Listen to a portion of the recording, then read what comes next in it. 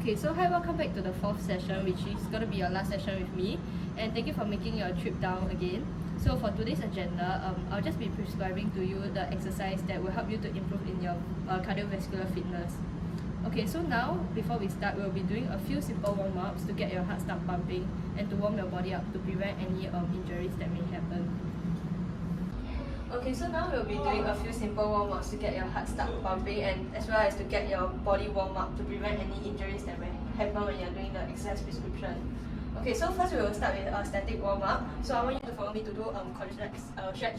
Okay, so what you do, shoulder width apart, and then as you bring up your leg, I want you to hold your ankle and to bring your heel to your butt. Okay, so now we'll be holding this for 5 seconds. Okay, 5, 4, 3, 2, 1. So make sure your fingers stretch over your piece of cloth. Okay, and on the left, same thing, 1, 2, 3, 4, 5. Okay. Next, we'll be doing the hamstring stretch. So what I want you to do is step out. I want you to your heel to be on the ground. Yes, correct. And then as you bring down, I want the other leg to straighten. As you stretch down, I want you to bring your hand as close as your ankle more.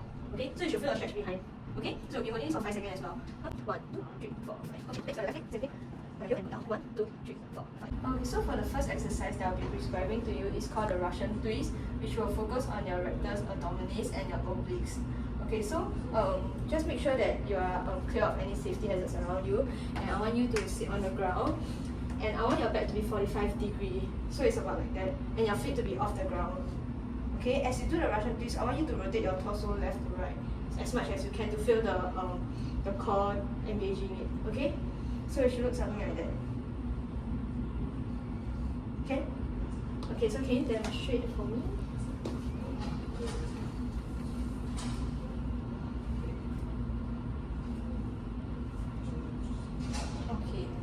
Some common errors to take note is that some beginners, they might tend to lift their back too behind or too front.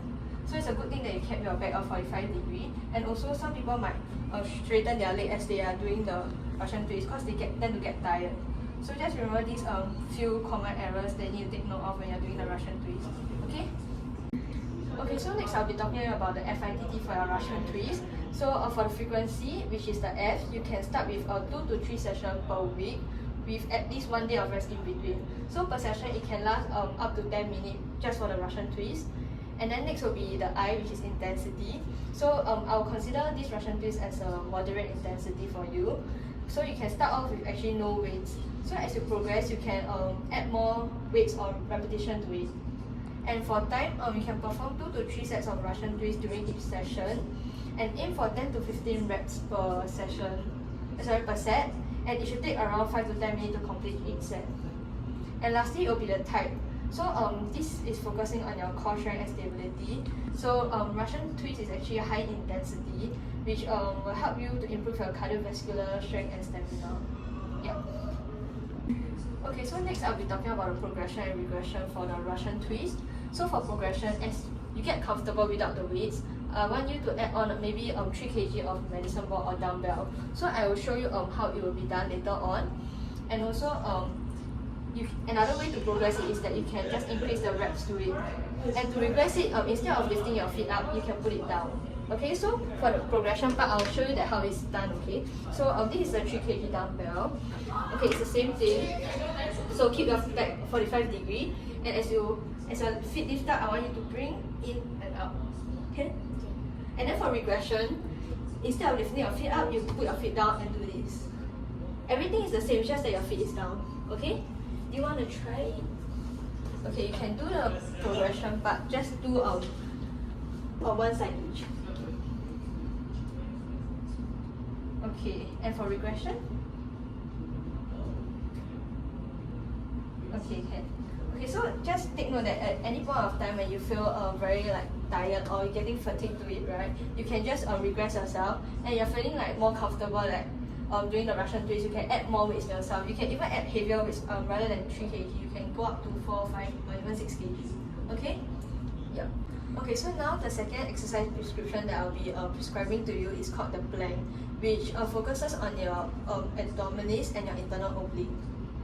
Okay, so next I'll be showing you how to do a plank. So firstly, you can just lie down flat on the ground, and just make sure there's not any safety hazards around you. Okay, so as you lie down flat on the ground, I want you to hold your hands together, and I want you to hold on to the weight with your forearms. So as you lift up, you should only supporting with your toes. Okay, as you lift up, I want your back to be straight.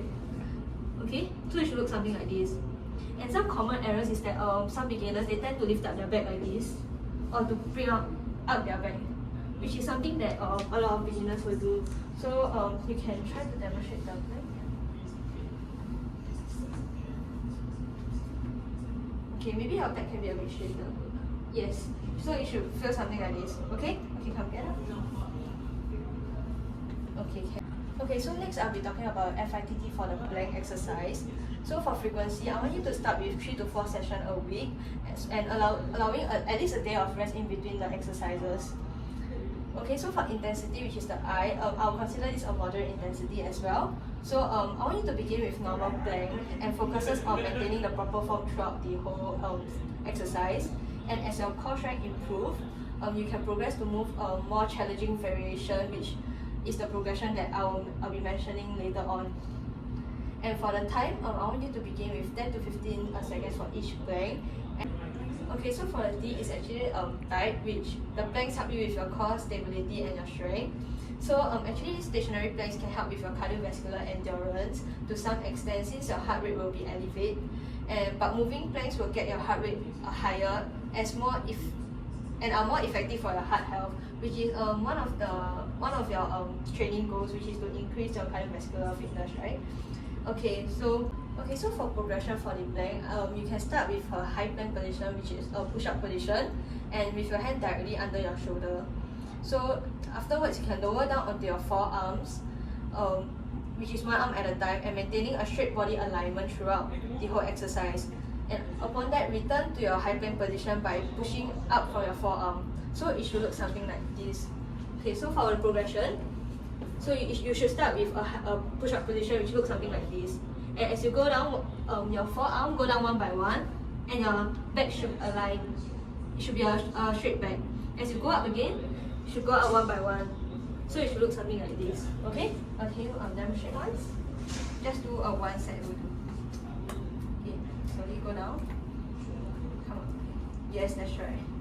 Okay, so you should get the feeling of the progression from the previous stationary plank, as it engages a lot more on your core and your shoulder. Okay, so for regression, you can perform the plank on your knees, as it helps you to reduce the amount of body weight you are supposed to hold. So for the demonstration for your regression plank, so it should look something like this. So with the normal plank, it's like this, right? Instead of this, I want your knees to touch the ground and lift it up and hold on to this. Okay? And your back should be still aligned as a straight line. Okay? Can you show me a demonstration?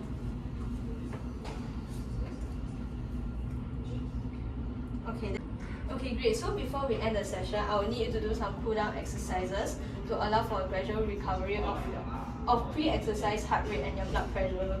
Okay, so first we'll be doing side reach. So shoulder width apart, side reach is just you reaching to the other side. So as you reach, I want your hands to be at your hip. Yep, so we'll be doing about 5 each side. Okay, so let's go. 2, 3, 4, 5. Okay, now on the left, same thing. 1, 2, 3, 4, 5. Okay, next we'll be doing your shoulder stretch, which your right hand and your left hand to be across your right arm. So you should be pushing your arms close to your chest. You should feel the stretch on your shoulder area. Okay, so we'll be holding this for about 10 seconds. Okay, 1, 2, 3, 4, 5, 6, 7, 8, 9, 10. Okay, and on the left. 1, 2, 3, 4, 5, 6, 7, 8, 9, 10. Okay, and lastly, we'll be doing the side stretch. So I want you to get down on the floor. Okay. So for this exercise, I want you to straighten your leg. So for this side, we'll be stretching onto our right side first. So I want your right leg to go across, and your left arm to be pushing onto your right knee. So you should feel the stretch around your cores. Okay. Be holding this for 10 seconds. 1, 2, 3, 4, 5, 6, 7, 8, 9, 10. Okay. Now the other leg, same thing. 1, 2, 3, 4, 5, 6, 7, 8, 9, 10. Okay. Okay, so we have come to the end of today's session. So firstly, thank you for coming down to the past few sessions. And before we end, hopefully the exercise that I have prescribed to you will help you reach your training goals. Yep.